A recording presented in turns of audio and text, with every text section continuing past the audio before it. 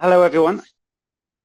We are going to talk about integrated weed management today, what some people might call weed control, but we're looking at it in a more holistic way. So we're going to look at the tools, systems and selection, and during that I'll explain what we do on the farm specifically, but also introduce other methods as well. So I think there are two approaches to this. And one is a cure, which is essentially the conventional farming approach, and one is a preventative approach. When we're looking at both of these, we need to think about the cost of whatever intervention we're making, and that might be in terms of time, in terms of carbon, in terms of fossil fuel or diesel. And we're also going to look at a systems philosophy. So firstly, the cure approach, which from the emojis I have there is often the frustration of weeds and they're in our way and we're trying to remove the problem that we've got. So from a direct weed cure point of view, we can either look at the weeds before they occur in the crop, we can look between the rows of our crops, or we can look amongst or intra-crop weeding. So to remove weeds before they grow in our crop, we can have two approaches. One is the little flame weeder that we can see on the right-hand picture. That's a crop of carrots. So carrots particularly take a long time to emerge.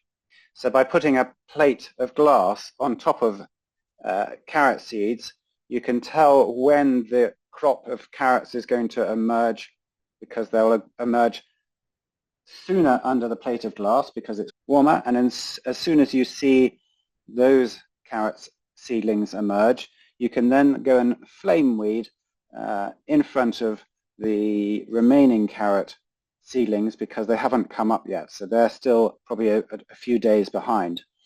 So you can, the weeds may have emerged and you could go along with your gas burner and burn off the weeds. So that's a tool used in organic carrot production. You can use a bare fallow approach. So if you've got weeds, and this is what we did many years ago, our farm boundary is within the blue line and you can see the soils are generally a darker color within our farm. But there's one field, pale field, that stands out, and that's because we summer fallowed that field, hoping to get rid of a particular weed, but actually it damaged the soil in the process. So bare fallow can be useful, but just be careful because it does damage the soil. So we have a number of tools that we can employ to weed whilst we have a growing crop. And here we have on the left-hand side what's called a comb cut. And it's a similar machine at the top. You can go along in your crop and take any weed heads, maybe the weed seeds that are flowers or wild oat flowers before they set seed. You can go along the top of the crop and remove those whilst the crop is growing. And I have friends who employ this as a method of managing their weeds. The danger, the downside, is that, as you can see in the photo on the top left, it will take some of the flag leaves from the cereals. You can see them being cut at the same time as the weeds, so you're going to damage the crop as well. But you may find, you may decide that that's a compromise worth taking. So it's the same one, the orange machine at the top center. Just a slightly different design. On the right-hand side, we have a harrow comb, which I imagine many of you will be familiar with. That's for raking the soil, and you can see that's a crop of cereals. There's a lot of soil that's been put on top of the crop, but that's no problem. The crop will emerge through that soil that's been put on top. It'll take out the small weed seedlings, and so that's positive.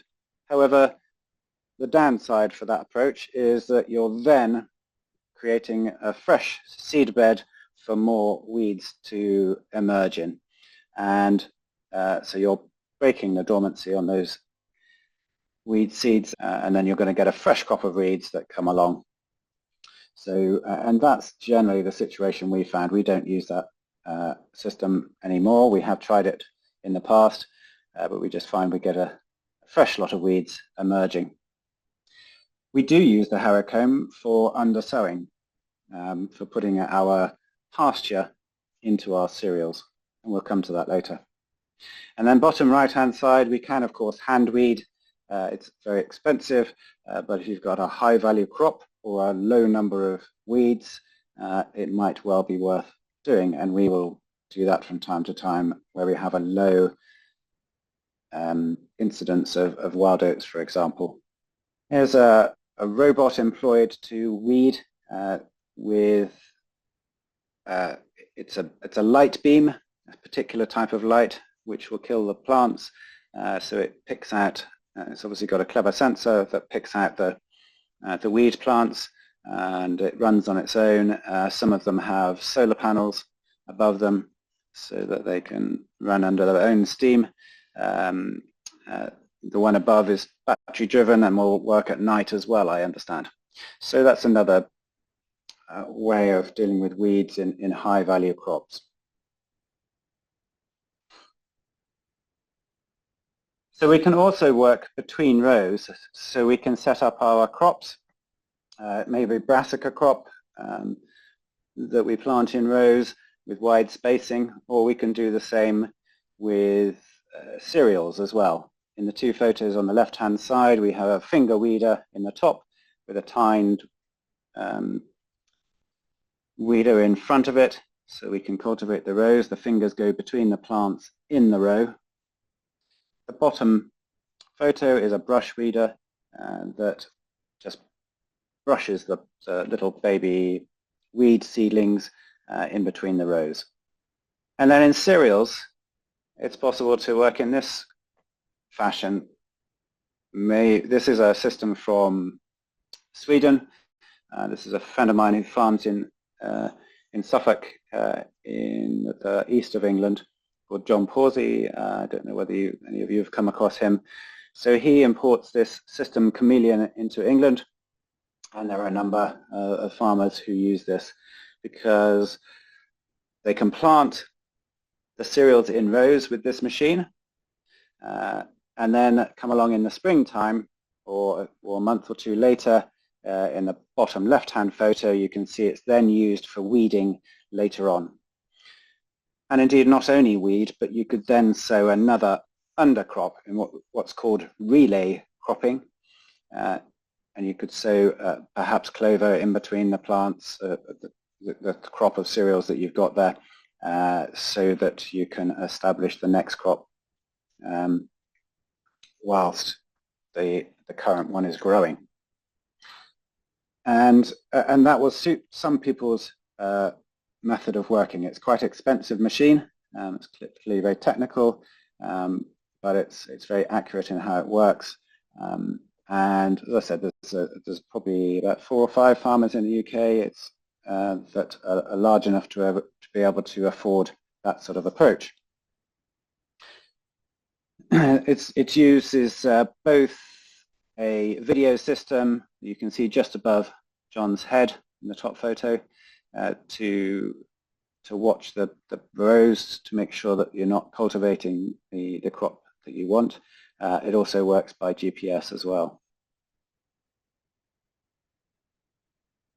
Oh, just one thing, Mertens 2002, that's a paper which shows, it was work done in the Netherlands where they looked at the weed density in row crops as opposed to crops that were grown on very narrow row spacings where you can't inter-row hoe. And what she found was that there were actually a denser number of weeds in the higher density of weeds in the wide spacing crops than you'd find where the rows are a narrow spacing. So I think what you're finding is that tilling the crop is, whilst it's growing, is obviously beneficial for the crop, but you're also encouraging other weeds to grow at the same time. So there's these three approaches to weed cure in organic systems. So I find what much more exciting is prevention in our integrated weed management. And we're going to look at these approaches. So false seed beds, where we pretend to the weed that it's time to grow. We can use cover crops. We can use late sowing. We can use rotations. We can undersow the crops that we have, that we are growing specifically. We can plant other crops underneath those to not only prevent weeds from germinating, but also be a successor crop after the one we're currently wanting to establish. We can have living mulches, so that's where we have a crop already, and then we plant our cash crop, the one we want to harvest, into it. We're going to talk about soil disturbance, mintle and crimper rollers. We're going to talk about crop competition and soil health. So false seed beds. I imagine you're mostly familiar with this practice. This is on our farm. This was a few years ago now, a previous seeder that we had. And you can see in the photo there is a number of weeds that have germinated. Some of those will be volunteers from the previous crop. And we are seeding the crop of, it's probably a winter crop of, let's say, spelt or wheat. And so we're weeding at the same time and then sowing our crop into that fresh seed bed. So I'm just going to read the notes on there. So we germinate non-dormant seeds before sowing, including those volunteers left from the previous crop. We're going to weed and sow at the same time. The tillage does damage soil aggregation and it does release nutrients, which can be beneficial to the crop you're sowing. Cover crops. Brassicas don't form associations with arbuscular mycorrhizal fungi. It's important to remember that. So we tend not to use brassicas as cover crops. Here on the left-hand side, you can see that we've used a very low rate of spelt, which was homegrown, of course. In the autumn, we would have sown it in early September. And then this photo is taken in the spring when we started to cultivate that for the crop of barley that will go in a couple of weeks after that. I'll show you more of that in a couple of slides. So that'll develop the arbuscular mycorrhizal fungi in the soil over the winter when the soil is active, and then the barley can establish into that network of fungi which is already established. It enables the crop, the new crop, the barley crop, to develop much more quickly than it would otherwise. On the right-hand side, we've used field beans as a cover crop to encourage weed germination and to fix nitrogen. Again, when we are wanting to establish a spring crop. And just going back to those mycorrhizal fungi, so there's a lovely photo there of the fungal establishment, the network of extra long roots, if you like, that connect to the plant roots and enable the plant to then increase its surface area and make minerals and water more available to the plant. The plant gets food, sorry, the fungus gets food from the plant in return, and actually what the fungus is doing is connecting with bacteria, and it's actually bacteria that mine or farm the minerals at the other end of the fungi. So it's not just a fungi-plant relationship, it's a plant, fungi, bacteria, and probably other organisms relationship at the same time. And of course, the cheapest seed that we have in our soil is the weed seeds that are in our weed seed bank. And here you can see we've just cultivated, left the weeds to grow for the winter so that we've got plants growing in the soil, providing food for the soil biota. So we can delay our sowing so that the soil is cooler. Less weeds will then germinate.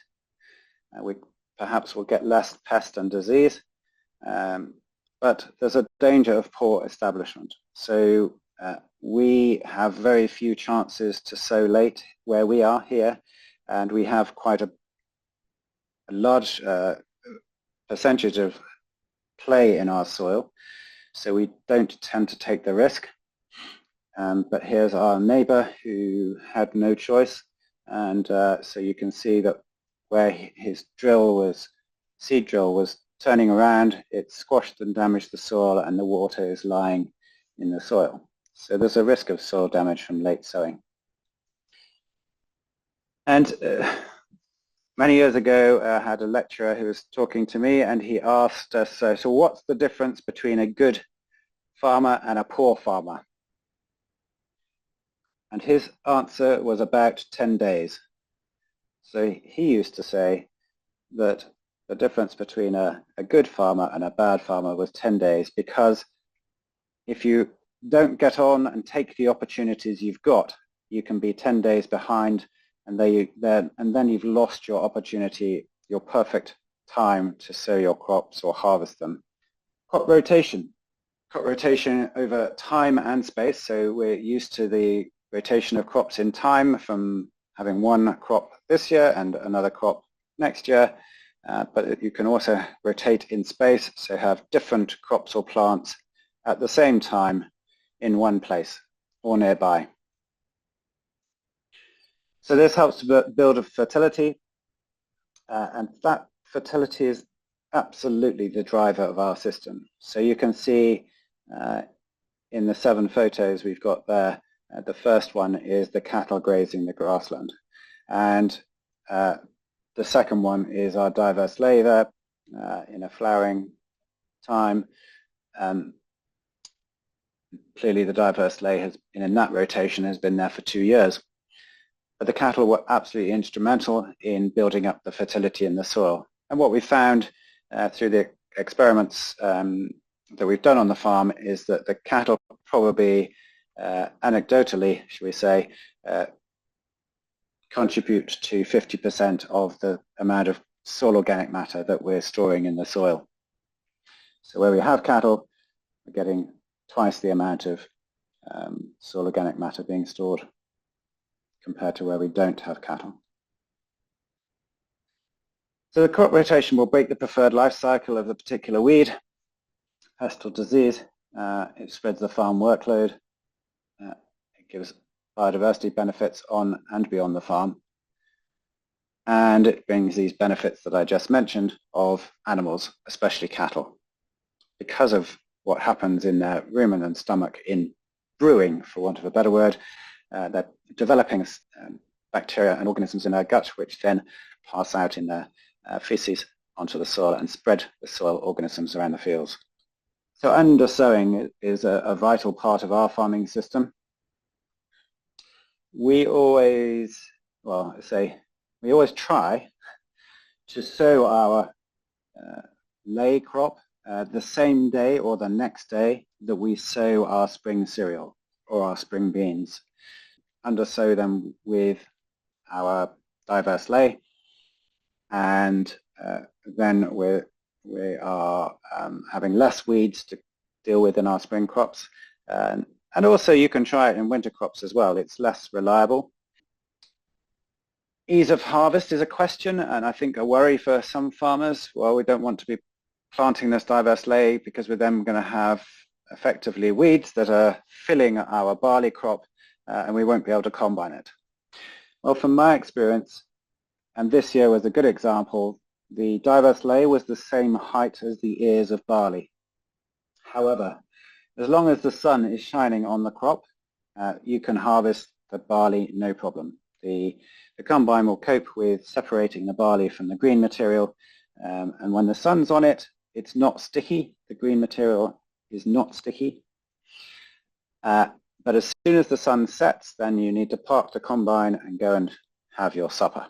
The green material then becomes sticky to the barley, and the barley will just go out the back of the combine. So you just need to make sure you choose a sunny day and do something else when it's not sunny. So the advantage clearly is that you can plant 2 crops with 1 seed bed, so you're saving time, opportunity, and money in that respect. From the point of view of grazing, you can graze. In fact, this year, because the diverse lay was so well established under the barley, we put the cattle in the day after the combine was there. Normally, it's between 2 weeks and a month after harvest that we can graze the crop. Removing the barley lets the light in, and the diverse lay then flourishes. So a living mulch is where you already have, it's slightly opposite to undersowing. So in undersowing, you have the crop and you sow the diverse lay into it. With the living mulch, you have the diverse lay, or you might just have clover, or you might have some other crop that you're not interested in harvesting so much, and then you plant into that whatever it is you want to harvest. And in this case, on the top right photo, this is wheat.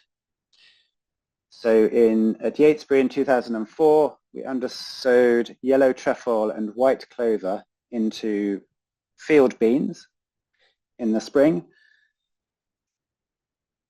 We then harvested the field beans in the autumn, and the clover and the yellow trefoil were still there in the field.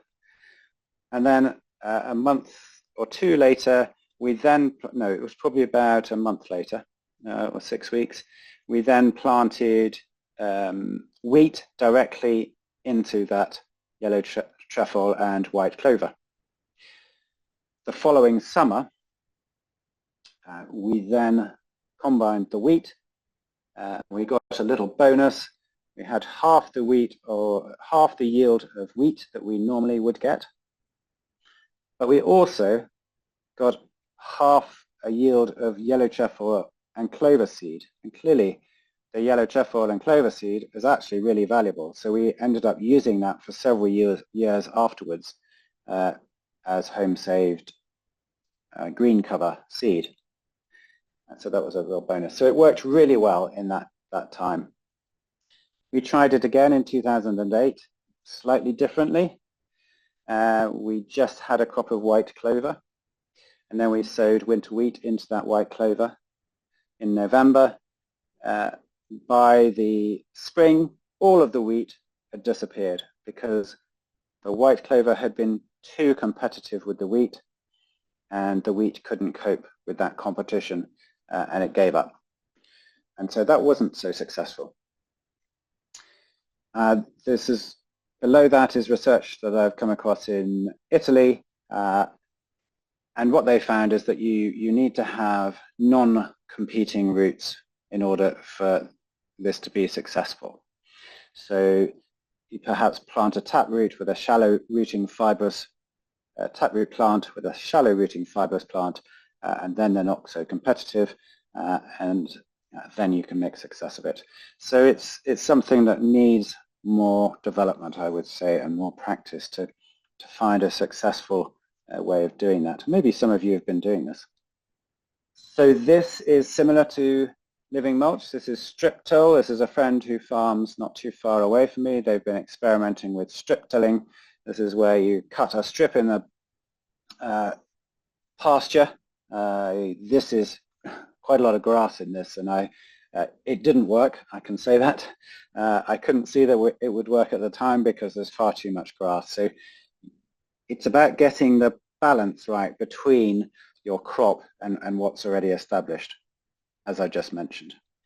And clearly here, if you've had any experience in these situations, you can see this was never going to work. But it might work if you can just destroy a little bit more of the grass and keep that balance just where you want it. I just want to talk a little bit about soil disturbance. Is this good or bad? There's lots of farmers who are working in a no-till situation and feel that soil disturbance is bad, and I perhaps was minded about this 10 years or so ago that we could find a system that would be organic no-till, as it were. However, since then, and since doing the research for my PhD on the farm, I've realized that there are lots of benefits to tilling the soil. And from a cereal crop point of view, the cereals have been developed over thousands of years with tilled soil. And so there must be some sort of relationship that's developed with that situation that is beneficial. And indeed, in my research, we found that the soil biota changed. The proportions of each of the organisms changed when you till the soil from a no-till situation. My guess is that that different strategy, different hierarchy, of biota is beneficial to the cereals as well. And just to talk about ploughing, so we don't plough here. However, I've had many farmers come here who like ploughing, just wanting to experience what no ploughing would be on another farm, which is why they've come. But I always am careful to explain that you have to want to give up ploughing in order to make it work. If you like ploughing and you like the result, then you're probably going to make not ploughing fail, because you'll always see a situation that you think, oh, it'll just be improved if I could plough the soil. Because in that time where you've turned over the soil, you've buried all those things you perhaps don't want to see. The soil is brown and you think, that's done a good job. I've now got a fresh start for my crop. However, there are two main reasons, I suppose, why I didn't like ploughing. Firstly, or several reasons. Firstly, I could never find someone to plough very well, and so we always had a field that looked like it had been cultivated anyway. Secondly, I didn't like burying the soil biota, the organisms in the soil. So they have a very strict hierarchy in which they live in the soil. So hierarchy of depth. So some organisms like to be close to the surface, some species of earthworm too. Some species dig deeper burrows and work much deeper. So by turning that soil upside down, you're killing a lot of biota. Now you may say that's good for the crop because that's releasing nutrients and feeding your crop. But for me, we wanted to have a living soil that is then able to cycle the nutrients and hold on to the nutrients so that we're not allowing them to wash out when we get heavy rain. Using a plough is, as I put here, it's a party for the docks and the cooch. And I'll explain what I mean. So when you turn over the soil with a modern plough, and just to explain that ploughs from probably 100 years ago or so didn't used to work like this. So they'd turn the soil perhaps half over or open the soil, but they never used to work because it takes an enormous amount of horsepower. So they didn't used to work like modern ploughs do in burying crop residues and burying weeds that are on the surface. So that's a new thing to modern industrial agriculture. When you bury the docks and the cooch, they're not particularly fazed by that. So they work by storing energy in their root system, as we discussed yesterday. Those roots, as soon as you bury the green material from those roots, they just think, oh, okay, no problem, plenty of moisture here, would just send up a new shoot and off they go again. And in fact, they then have the competitive advantage because nothing else is growing, and it will take time for the other weeds or your crop to establish. And so the docks and the cooch can send up their little shoots immediately. They can search for resources in the soil that they want to build up their energy again in the plants and carry on. So ploughing definitely favors docks and cooch. When we were ploughing in the 1990s, when I was working conventionally, we had plenty of cooch on our farm and docks. Now I can't think of anywhere on the farm that has cooch. There may be a field margin somewhere, but it's not an issue. We have docks, but again, they're not an issue. When we have a problem with docks, we can use our cultivation system to burn out the energy in the stored root, and then they don't flourish. The reason we have docks from time to time is that when the cattle tread the wet soil, they compact the soil, and that causes dock seeds to germinate. And then we end up with docks. And so I can always tell which part of which field has had a large amount of rainfall when the cattle are there, because we get a flush of dock seed germination. But I'm not fazed by that. I'm not, it's a challenge, but we know that our cultivation system doesn't favor docks, and so it's not a problem. So we sold our plough in 2003 because I found a farmer in Germany who was working without a plough and had been doing it for 30 years. And so I thought, if they can do it, we can do it. And indeed, we have been working without the plough for 20 years now.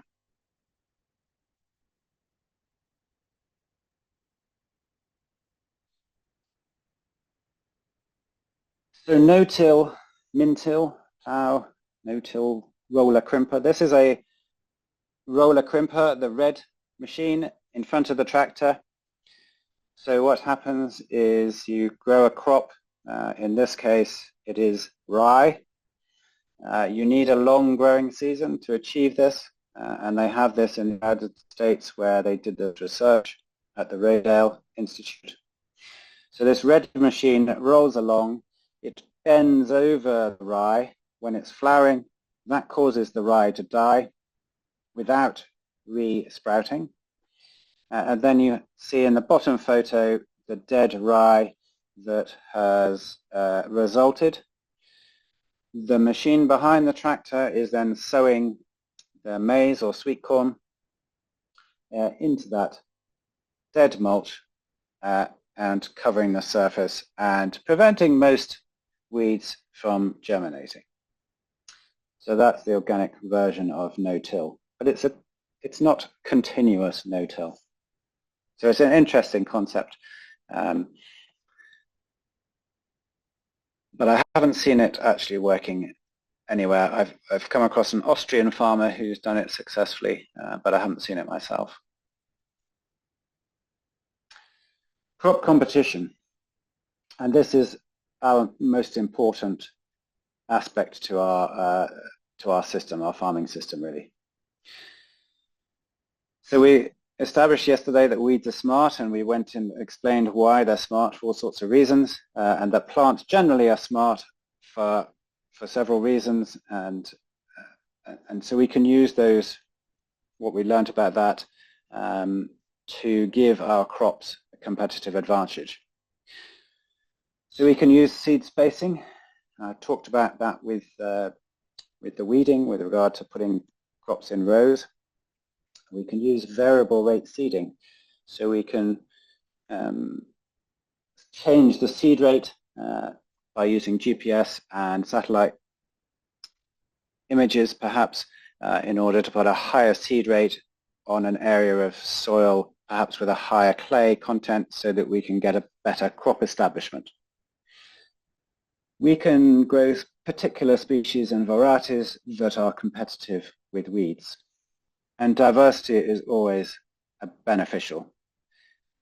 That's how nature works, by always having diversity, and if we can use that principle too, we're going to be winning. So seed spacing. Here we have the picture of the chameleon in the center, the chameleon seeder, which is doing the weeding there. So having a wide row width, we can then weed in between the rows. We can broadcast our seeds, so we can spread our seeds out so that the distance between each seed is the smallest amount, whereas the distance in between the rows of the wide row spacing is very narrow in the rows, but it's very wide between the rows. So in broadcasting we have as close to a smallest distance as possible between every seed. And that's what we do with our what we call 3D seeding. So we started off by broadcasting under the soil surface, if you like. So we lifted the soil up, broadcasted the seed underneath, because that was separating the seeds as much as possible so they're all equally spaced, and then putting the soil back down on top. And then just by accident one day, because the seed pipes had blocked on the seeder, so in the bottom center photo we can see our seeder with the pipes. They used to be on the back of the machine, or actually, sorry, they used to be going down the legs on the machine, but they used to block. And so what we did one day was just put them on the front of the machine so that we were sprinkling the seed on the surface and then mixing the seed up with the soil. And that meant that we were incorporating the seed in 3 dimensions in the soil profile. And I'll perhaps explain that a little bit more on the next slide. But while we've got this experiment on the right-hand side, so crops can do their own weed control. This is using the broadcast method, or what they called was a network seeding. On the left-hand side, you can see that that's a low-density crop. That's actually with wide spacing, same spacing as in the center photograph, but a low density of seed for the crop. The wheat didn't establish very well, and it was overcome by weeds. In the center photo, we've got a wide spacing with a higher crop population, and then they managed to establish better and be more competitive with the weeds. But there's still quite a few weeds. You can see the yellow flowers. On the right-hand side, they achieved what they call network seeding. So this is really broadcasting, but much more accurately. So they had 2 seeders, one behind the other, that sowed each seed an identical distance from every other seed. And you can see visually that that was a much more effective way of controlling weeds. That's very difficult to achieve. Having one seeder behind the other makes the machine prone to block up with crop residues. And so in order to achieve the same effect, you can do the broadcasting, which we talked about. So just to explain the 3D sowing again in this photo down at the bottom, we're putting the seed in front of the machine, mixing it up with the soil. So the seed is mixed up in the whole, let's say, 2 inches of soil that we're cultivating. And then we have seeds that are near the surface. And you might think that those seeds will be vulnerable to birds, but actually you don't see many seeds on the surface. It's surprising. But what you do achieve is by having seeds close to the surface, those seedlings will fill up the soil profile with their roots very quickly. So the whole soil profile is then filled with the crop roots, and that will reduce the germination of the weed seeds.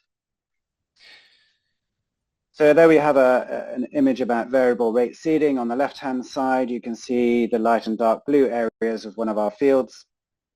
That's using NDVI near, it's about radiation incidents, so it's reflecting light from the crops. And so the dark areas in those crops is where in that field is where the crop hasn't established so well, and so we put a higher seed rate. You can see there in the dark areas we put a much higher rate. I wouldn't worry about the numbers too much, but the point is you can have put a higher rate where your soil isn't quite so good. And the right-hand side shows a field soil map of our farm and shows the variation in soil types, which is quite large across the large fields that we have. So it's a way of coping with that. So we can use our choice of species and varieties to our benefit. So this is critical in both crops and cover crops, green manures. What traits do we want? So what is it about the plants that we're growing? We want to have high quality crops. We also want to have a decent yield. We also want root development. And we want to have plants that will explore the soils and also create associations with mycorrhizal fungi so that they can access the nutrients that are held in the soil profile. We want a canopy of the plant that's going to shade out weeds underneath it. We'd like to have the allelopathy effect. So some plants have a stronger effect of sending out root exudates, so chemicals from the roots that tell other plants or other seeds not to grow. And oats and rye are particularly good at that. We want diverse mixtures if we can, perhaps species, so we could mix wheat and beans together. And we've been lucky enough to have a distillery that wanted us to grow barley and wheat recently, and wheat and rye as a mixture too, which was very effective. And if we can't have mixtures of species, perhaps we can have mixtures of cultivars. And particularly in our diverse ley, we have these benefits of the sampling effect, where we always have the best mixture in any particular space on the farm, or any particular year. We're going to go into these benefits a little bit later. So just to talk about modern plant breeding, where we're feeding plants through the soil water and we're selecting plants that have been fed in that way, we're going to unwittingly, so we're going to breed out those deep-rooting traits that we might want. Because, so if we've got plants that have smaller root systems that are being fed by the soil water, they don't need a big root system. And so you're going to select those plants with a smaller root system. And it's not because you've chosen a smaller root system, it's just because they're going to put their energy into the grain rather than into the root system. And so then the plants are going to be vulnerable to drought and not be able to access nutrients so well. And that's why I use the word unwittingly. Diversity. So we talked about this a little bit. So with biocropping, we can grow wheat and beans together. We can grow barley and peas, and companion planting. We can, there we have our crop of wheat and beans, and then we have a matrix there of the same plants on one axis as the other, and where they interact. The green dots is where plants positively grow together, and the red ones are ones that don't like growing together. So this is particularly good in vegetable production. We can use weeds as diversity if we can select the weeds ourselves in some way. And we can grow multiple species together, like in our diverse lay. So what we have in this diversity is the ability of plants to cultivate the soil themselves. So on the right-hand side, you can see lots of plants interacting together. On the left-hand side is just a monoculture of mustard with shallow roots. So we have these two effects, the sampling effect, which is that the best mixture is always available in any given location, any given soil, any given time. Because we have such a big diversity of plants, it would take us years to find the best combination of those plants in any part of our farm because the soil varies so much. But by having such an extreme diversity available, the situation can select for itself. We have the niche differential effect. So each species can occupy a different niche, a different little part of the soil, avoiding competition. And so some species like white clover work in the shallow part of the soil, some species like sandfoin, and some of the deeper grasses like cocksfoot can go into the deeper part of the soils. So what's been found is that where we have highly diverse mixtures, the rooting there is twice as deep as would be expected in their monoculture situation. So if the plants are grown separately, just as individual species, the roots don't grow so deep. Where you have a mixture, they grow twice as deep. So that's clearly beneficial. And also where we have more species above ground, we have more species of organisms growing in the soil as well. So we have better soil health. In 2022, we had a drought in England, and we were on holiday in the southwest. The whole countryside was brown. All the grasses had died off, and it was quite extreme. We came back home to Wiltshire. You saw yesterday we're in central England, and the countryside again was brown. The grasses had died back on the hills. We got home and I thought, I must go and see what's happening in our diverse lay. And I was really surprised and pleased to see that it was all green. Both the shallow rooting species were green and the deep rooting species were green as well. And so there must have been an interaction, a communication, a connection between the shallow rooting species and the deep rooting species. And that's probably through the mycorrhizal fungi. So this goes back to that mutualistic relationship between the fungi and the plants, and the connection between different plants.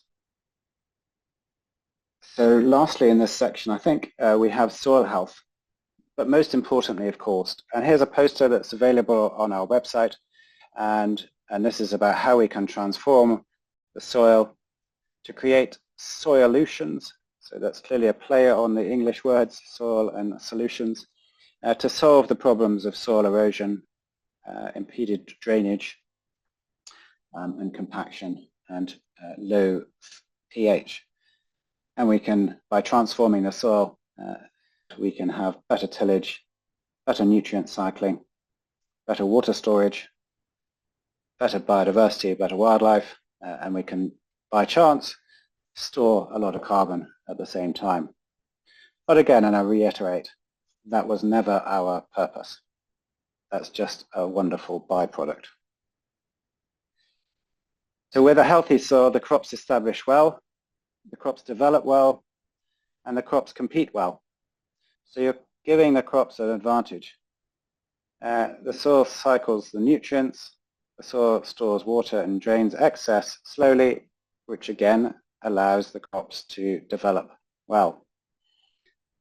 The soil protects crops from flood and drought, and pioneer weeds, these wonderful weeds that we've discussed, the ones like couches and docks, these pioneer weeds that nature sends along to repair our soil, they are not favored when you have a healthy soil, and so we don't get them establishing. And animals are a key part of that, particularly cattle. So just to recap, our integrated weed management, which I think is a much better description than weed control.